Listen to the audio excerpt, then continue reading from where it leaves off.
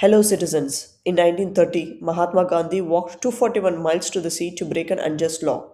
In 2026, the Supreme Court of India walked into history to make a new right. The right to walk is a fundamental right in Maniyar Ilayas versus P. Ayyappan case.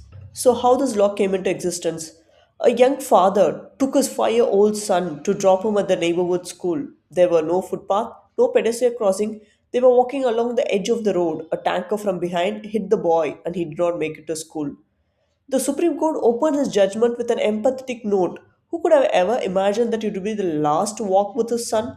And the court said something we all know but pretend not to. Accidents like this aren't just bad luck. They keep happening in India because we built a country for wheels and forgot the people on feet. Let us be honest with each other for a second. The Indian footpath is a marvel. It is the only place on earth where you can find everything: a tea stall, a parked scooter, a sleeping dog, a temple, a two wheeler using it as a shortcut, everything except a place to put your foot. Our Constitution of India gives every citizen the right to move freely throughout the territory of India. But now try moving on the footpath outside your house. You'll be doing gymnastic by the second turn.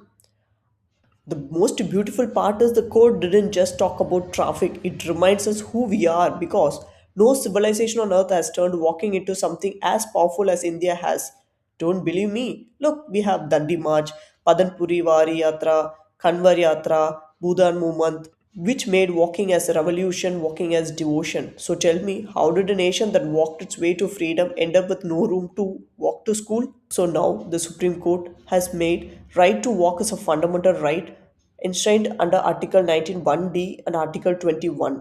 And listen carefully, this right includes a right to a proper demarcated footpath and it gets priority over motor vehicles. And the most important thing, it named the people who are responsible and no more passing the buck. The duty bearers are your urban development authorities, your municipal corporation, municipalities, and even your village panchayat. Okay, but a right with no remedy is just a poster on a wall. So, what you can actually do if there is no food safe footpath or your footpath is swallowed by encroachment, you can demand restitution and compensation directly from the authorities responsible.